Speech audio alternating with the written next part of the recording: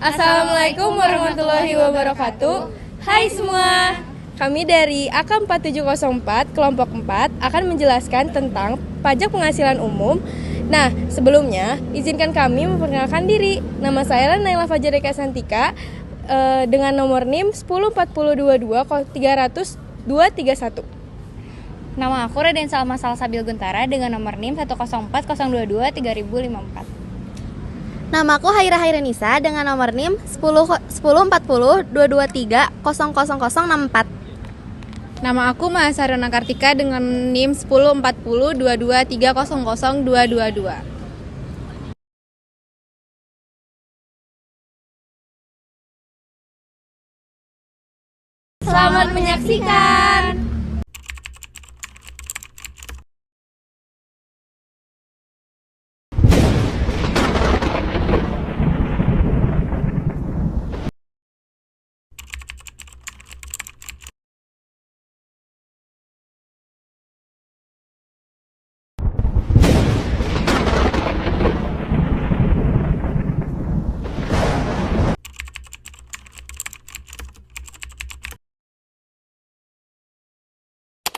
Yang pertama adalah pendahuluan. Pajak penghasilan atau PPh adalah pajak yang dibebankan atas suatu penghasilan yang diperoleh wajib pajak baik yang berasal dari Indonesia maupun dari luar negeri. Dasar hukum pajak penghasilan ialah Undang-Undang Nomor 17 Tahun 1983 tentang pajak penghasilan. Undang-undang ini mengalami 4 kali perubahan. Lalu ada subjek pajak. Subjek pajak adalah orang atau pihak yang bertanggung jawab atas pajak penghasilan yang diterima atau diperoleh dalam 1 tahun pajak. Orang yang membayar pajak penghasilan disebut dengan wajib pajak atau WP. Jenis subjek PPh ada beberapa jenis, yaitu yang pertama ada subjek PPh orang pribadi, ada subjek PPh warisan yang belum terbagi, ada subjek PPh badan, lalu ada subjek PPh badan usaha tetap atau BUT. Lalu selanjutnya ada objek pajak.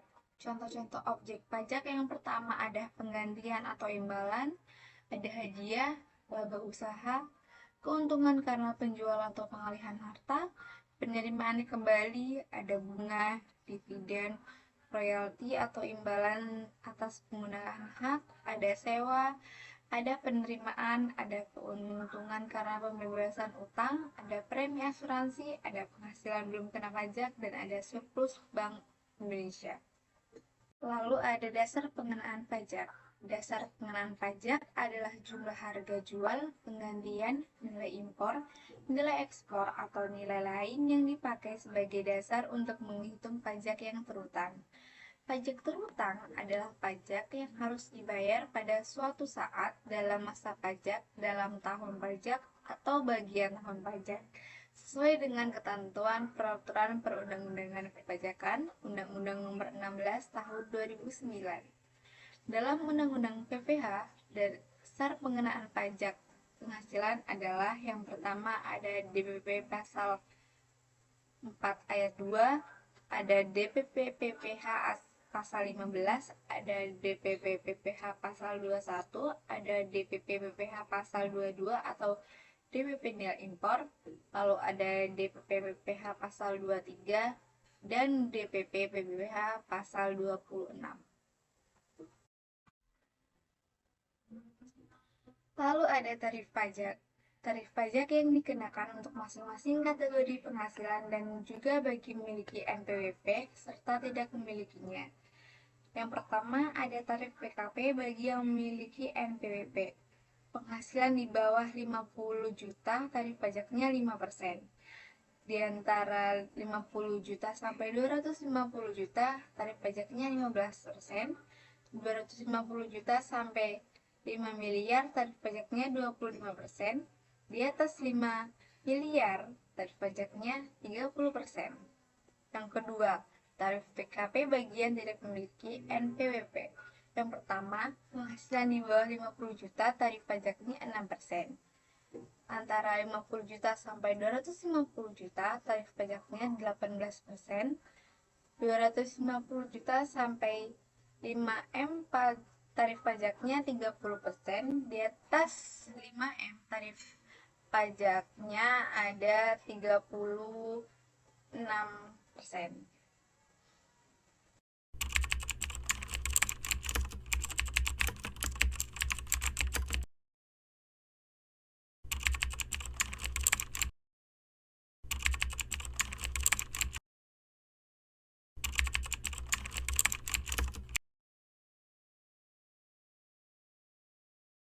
Selanjutnya, ada cara menghitung penghasilan kena pajak.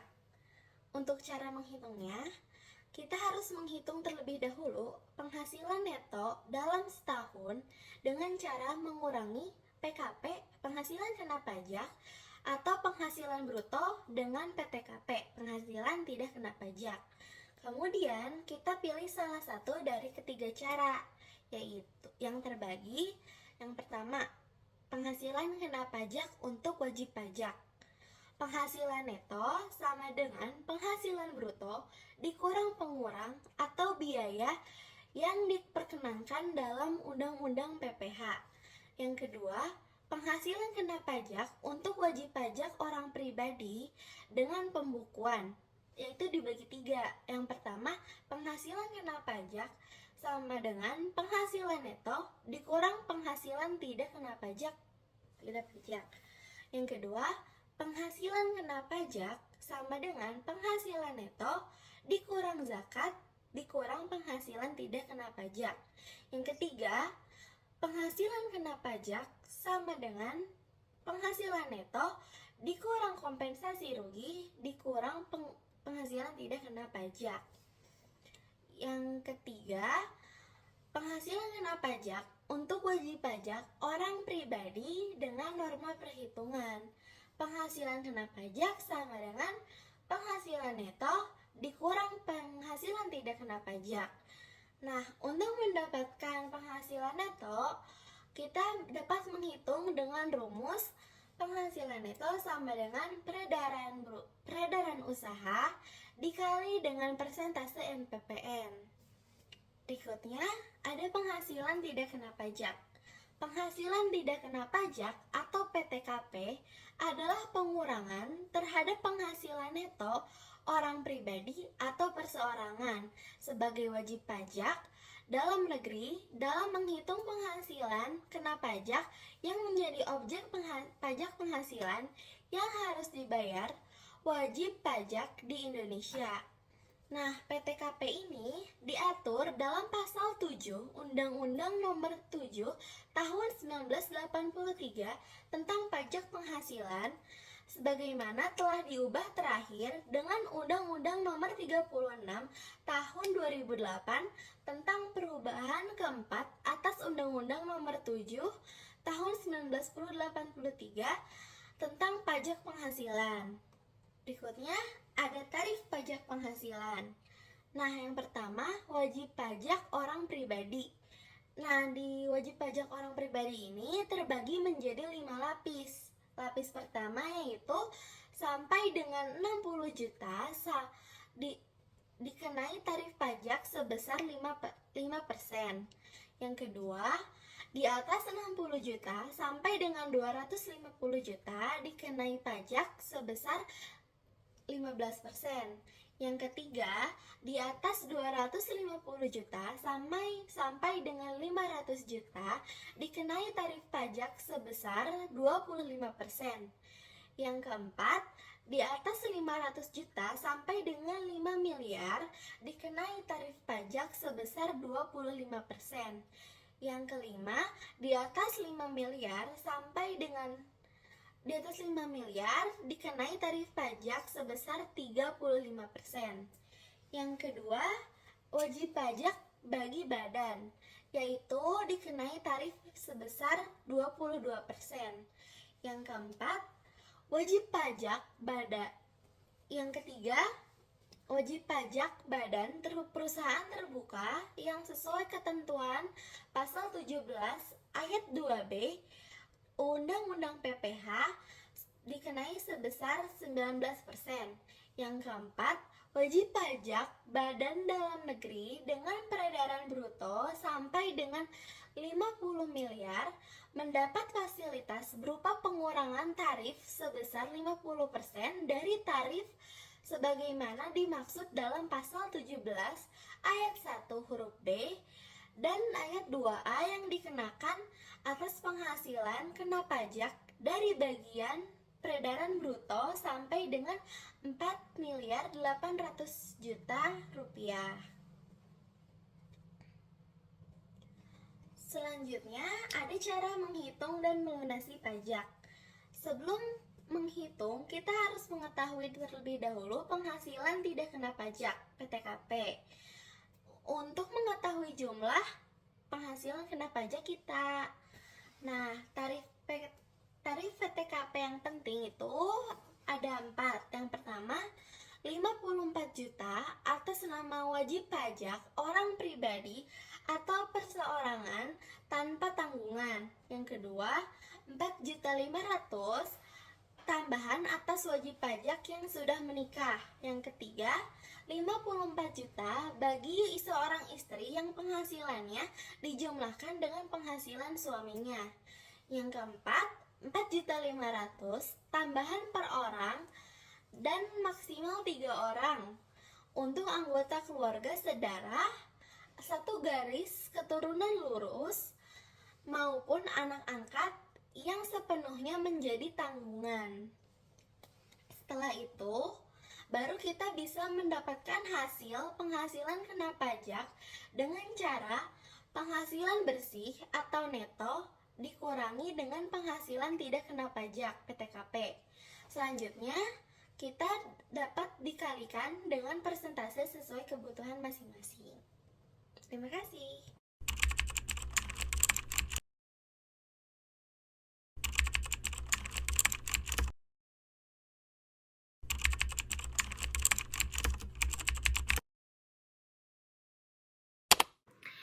Yang selanjutnya kita akan membahas tentang SPT wajib pajak orang pribadi. Untuk SPT sendiri merupakan surat pemberitahuan tahunan. Nah, surat pemberitahuan ini merupakan surat yang digunakan oleh wajib pajak untuk melaporkan perhitungan serta pembayaran pajak, objek pajak maupun bukan objek pajak, harta, serta kewajiban menurut ketentuan peraturan perundang-undangan perpajakan. Ketentuan mengenai SPT ini diatur dalam UU Nomor 28 Tahun 2007 tentang Ketentuan Umum dan Tata Cara Perpajakan. Ada 2 jenis STP. Yang pertama ada STP masa, yang kedua ada STP tahunan. Nah, fungsi STP ini sendiri merupakan sebagai koreksi atas jumlah pajak yang terhutang menurut SPT wajib pajak.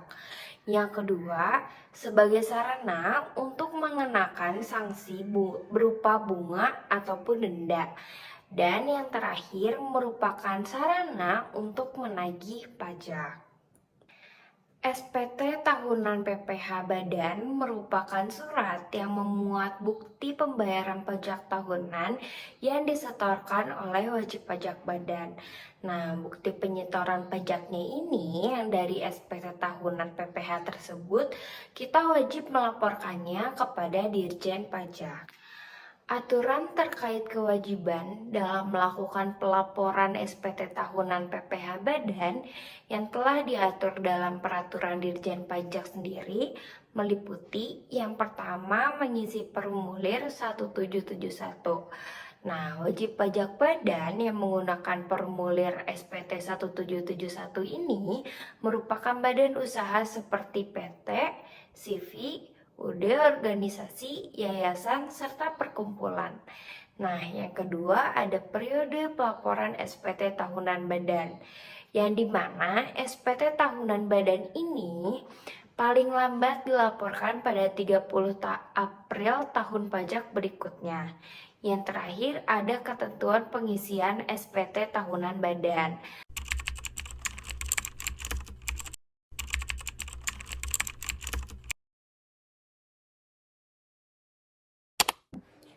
Nah, di sini kita punya contoh kasus menghitung pajak penghasilan. Jadi kasus pertama itu adalah Pak Bagus adalah seorang ayah yang sudah memiliki satu istri dan satu anak. Ia berpenghasilan 96 juta per bulan dan mempunyai beban tanggungan 4 juta per bulan. Nah, sekarang mari kita bahas kasus pajak penghasilan Pak Bagus. Pertama, kita harus menghitung penghasilan bersihnya. Berarti penghasilan kotor dikurangi beban tanggungan. Yang artinya 96 juta dikurangi 4 juta sama dengan 92 juta.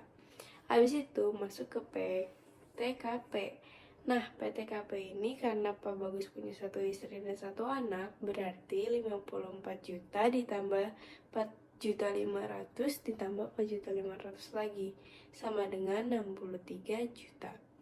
Nah, habis itu PKP. Berarti penghasilan bersih dikurangi PTKP. Berarti yang tadi yang udah dihitung 92 juta dikurangi 63 juta sama dengan 29 juta. Habis itu PPH. Nah, PPH ini cara ngitungnya yaitu PKP yang tadi kita hitung dikali presentasi PPH. Berarti 29 juta dikali 5% sama dengan 1.450.000. Jadi, pajak penghasilan yang harus dibayar Pak Bagus sebesar 1.450.000. Nah, bisa dilihat kita punya contoh kasus menghitung pajak penghasilan lagi. Nah, di sini kasusnya Alianto melakukan jasa perawatan mesin fotokopi pada PT BCD dengan imbalan 28 juta. Alianto mempergunakan tenaga 5 orang pekerja dengan membayarkan upah harian masing-masing sebesar 750. Upah harian yang dibayarkan untuk 5 orang pekerja selama 3 hari melakukan pekerjaan adalah 11.250. Selain itu, Alianto juga membeli spare part mesin fotokopi yang dipakai untuk perawatan sebesar 5.550. Maka, berapakah PPH pasal 21 yang terutang? Sekarang, mari kita bahas contoh kasus pajak penghasilan Alianto.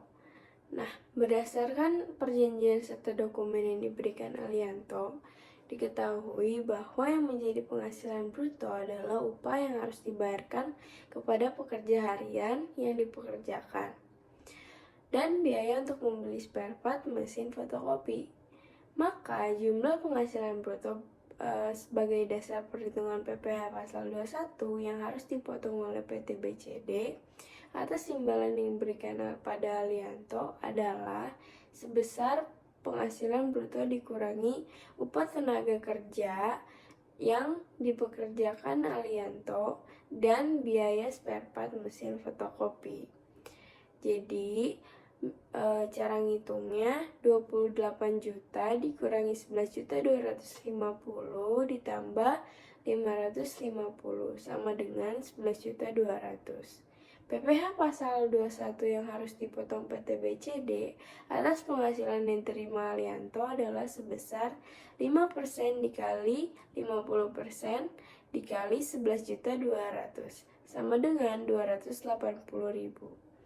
Dalam hal Alianto tidak memiliki NPWP, maka PPH pasal 21 yang harus dipotong oleh PT BCD menjadi 120% dikali 5% dikali 50% dikali lagi 11.200 sama dengan 336.000. Soal selanjutnya adalah seorang manajer di sebuah perusahaan. Setiap bulan ia mendapatkan gaji hingga 12.400.000. Ia sudah menikah dan belum memiliki anak. Biaya jabatannya setiap tahun dalam fasilitas dia. Setiap tahun ia membayar iuran dana pensiun sebesar Rp1.800.000. Pajak berhutang budi adalah penghasilannya gajinya itu 12.400.000 per bulan dikali 12 bulan. Jadi gaji per tahunnya ada di 190.800.000 rupiah. Lalu ada biaya jabatan. Biaya jabatan ini 4 Rp4.000.000. Iuran dari pensiunnya ada Rp1.800.000. Gaji bersih per tahunnya berarti tinggal dikurangin aja Rp143.000.000. Nilai PTKP dengan tabungan satu istri yaitu Rp58.500.000. Jadi penghasilan kena pajaknya 143 juta dikurangi 58.500, hasilnya ada di 84.500. Jadi PPh yang harus dibayar oleh Budi adalah yang pertama 5% dikali 50 juta, hasilnya 2.500.000. Yang kedua 15% dikali 34.500, hasilnya 5.175.000. Jadi PPh yang harus disetor ke kas negara adalah sebesar yang pertama 2.500.000 ditambah 5.175.000, hasilnya ada 7.675.000 per tahun. Atau bisa dibagi 12, jadinya 7.675.000 dibagi 12 bulan, hasilnya 639.583 rupiah per bulan.